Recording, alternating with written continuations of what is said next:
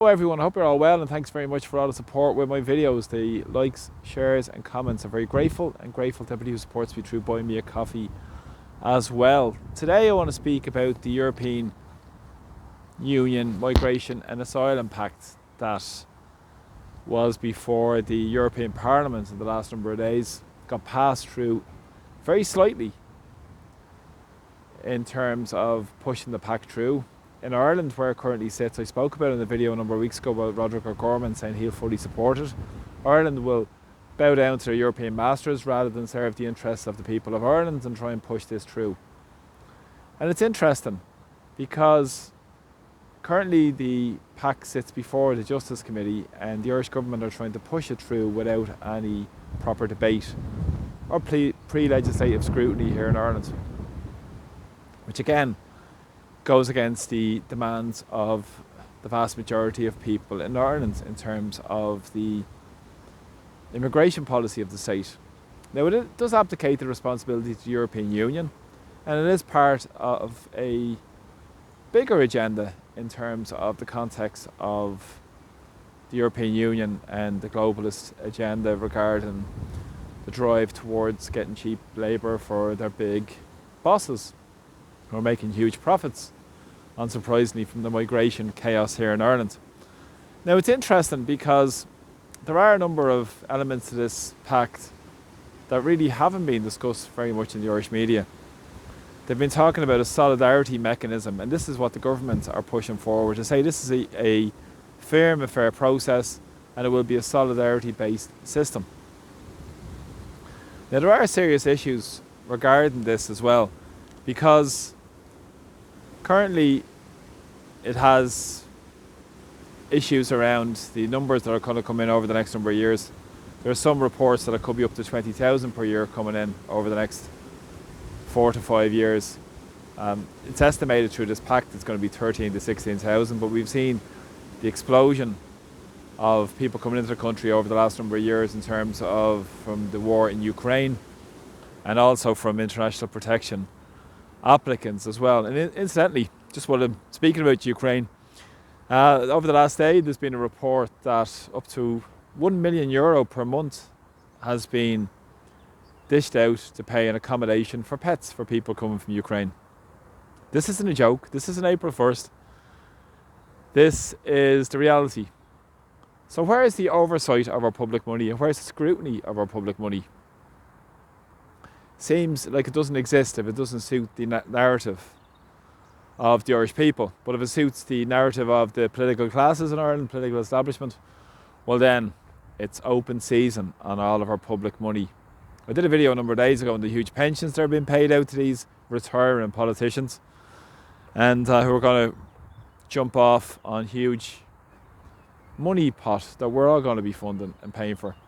And now we've heard this remarkable report to say there's going to be €1 million has been paid over to provide accommodation for people from Ukraine who come over and their pets.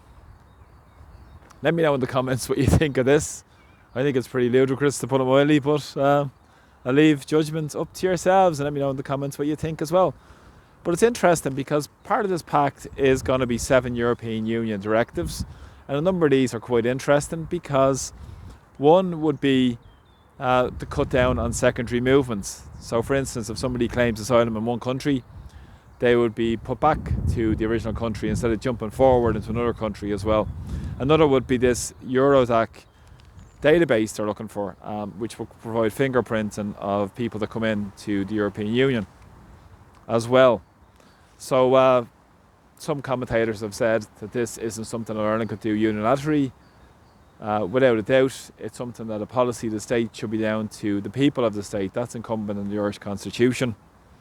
Article 6 states that the policy of the state should derive from the people. And when was the last time any of us were asked our view on the policy of the Irish state, such as housing, homelessness, health service, education and immigration? Not, if ever, I think. But this is further abdication and of our basic sovereignty in terms of decision making of policies of the Irish state. Now, it's also interesting because because in Ireland over the last number of years there's been huge amounts of transfer of wealth in towards commercial property owners, big hotel groups, B&B owners, guest house owners up and down the country. In the last number of years, last year there was nearly 54 million euro was paid to a company called Cape Rat Hotel, who I spoke about before, who are part of Tetra Capital, who owned the City West Hotel out towards the N7, N8 part as you're heading south, out towards Naas, out of Dublin. And then there's other places as well, such as Brimwood as well, which is owned by Seamus McEnany, Monaghan's manager, ex-GA manager, who owns a number of direct provision centres and has been profiting massively from this. Last year he made over 30 million euro. At Guestford, which is the Red Cow Hotel, 26.5 million euro. Tifco Group, who made huge money from the mandatory hotel quarantine. Everybody remembers that during the lockdowns. Huge hotel group. In 2023, 25 million euro. And they have the agency for the Travelodge Group as well. Not to mention Mosney, the direct provision centre out there, 25 million euro has been handed over. Now I highlighted as well a hotel in Rathmines. That part of the planning was not for any other use apart from a hotel, but of course all the planning laws are circumvented because it suits the big hotel groups and the millionaires making an absolute profit from the misery of others. But in the context of the Migration Pact, and not to mention the money-making racket that's going on in Ireland as well, it's very interesting to see how this develops over the next period of time. The aim is to have big detention centres set up all around the country. Despite the white paper a number of years ago, and part of the programme for government was to end direct provision.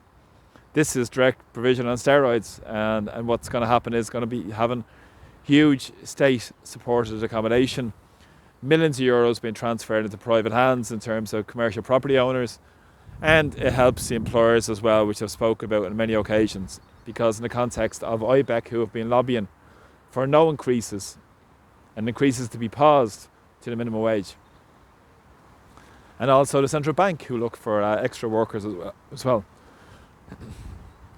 And it's also very interesting because in a lot of countries or counties around Ireland, such as Galway, I think half of the Ukrainians that have come into Ireland are working in various businesses such as hospitality at low wages, obviously, but you know, when you're getting free accommodation, it's easy to work for low wages. So and it pitted against other workers here in Ireland as well. And these are big issues to what's happening with the immigration industry that's profiting so many people here in Ireland and internationally too. So we need to have a system that's fit for purpose.